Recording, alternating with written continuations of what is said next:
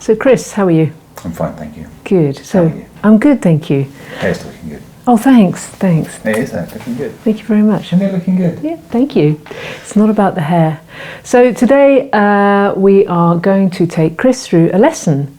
So Chris, I don't know how much of this will come out on the recording, but Chris, what do you know about the Alexander technique? Oh, blimey, I didn't know there was going to be a test. It's about freeing your neck. Oh, very good. And have you had lessons before? One or two. One or two, back in the day? Yes. Okay. Well, the reason I wanted to give you a lesson on camera is to show people what they can expect here in Reading or in a similar kind of room in London. So we're just going to go through the basics. So here you are on a stool. Sometimes you get a chair, but I think here the stool is best. So Chris, as you see, is wearing a hoodie. That's okay. Ideally there wouldn't be a hoodie, but that's all right. We'll work around the hoodie because I'm going to be putting my hands on Chris very gently to see what's going on. So the first thing I want you to be aware of, Chris, is that you are sitting on a stool. Mm-hmm. And your feet are flat on the floor. So I'm using my hands on you to gently guide, and also I can tell to an extent what you're doing with yourself. At the same time I'm checking my posture.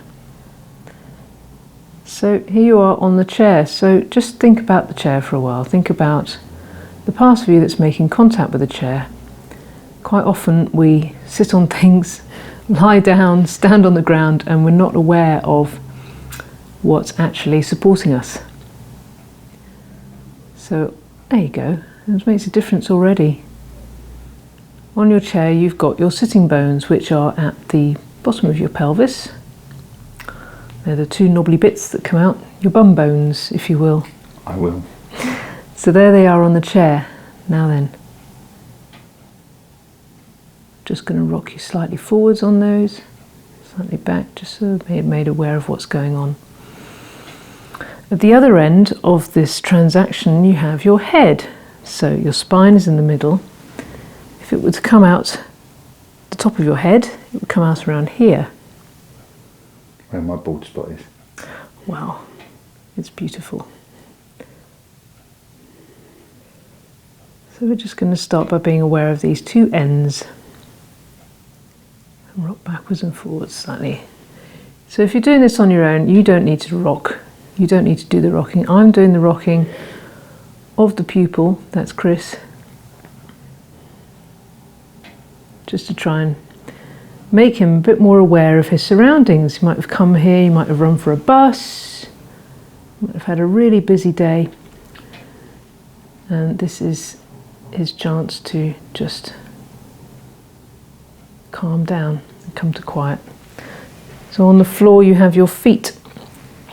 Chris has taken his shoes off. That's not necessary really until you get on the table, but it can help you just be more aware of the ground.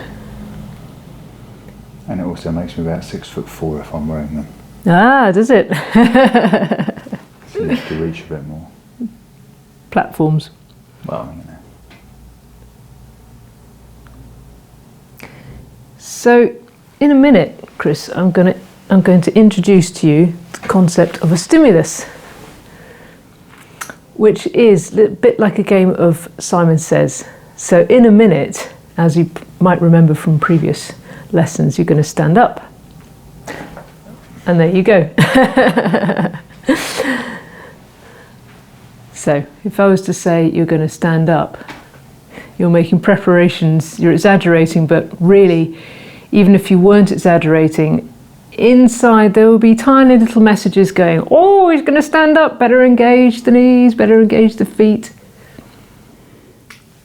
So let's start. I'm going to keep my hand here on the back of your neck, and I'm just going to ask you to stand up. I'm inhibiting. You are inhibiting, but in this case I would just ask you to stand up. So when you're ready, stand up. All right.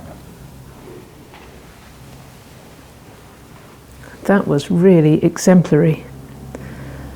Okay. Now When you're ready, sit down. Okay, now I noticed something there.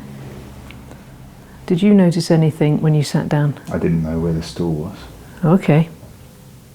It's an alien stool. Right, alien stool. So in a minute, you'll stand up again, which means that your head will go up in this general direction and end up over your feet here, so forwards and up. I'm keeping my hand here to make sure that you don't pull your head back as you do so. So here we go, I'm going to stand up. Okay. Now you're on your feet, you can enjoy being on your feet, on your heels, and the bits behind your toes. And then you can add other things into the equation like your hips. Basically, yes. Just be free. Have the potential to move backwards, but not move backwards just yet. And your knees have the potential to go forwards, but don't actually move forwards. It's a non-doing, just an awareness of the potential that your knees and your hips have. And your ankles could soften. So with that potential, it's not a stiffening, but an allowing. There you go. It's a potential movement. So when you come to sit down, come back on your ankles, fold yourself over, and there you go. So you'll notice that when Chris sat down, the gravity shifted. So he went over his knees slightly, kind of folded up nicely, and his bottom hit the chair again. Which, you know, we would never take the chair away. But if your balance were good and you were doing it right, you could go all the way down to the ground. So here you are.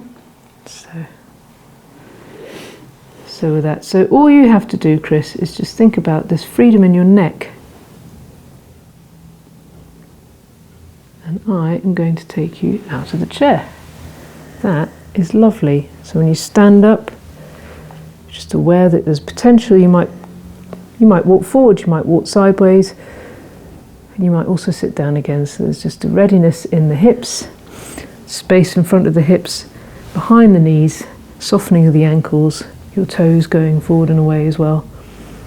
And there's a potential that you can sit down again, and that is lovely.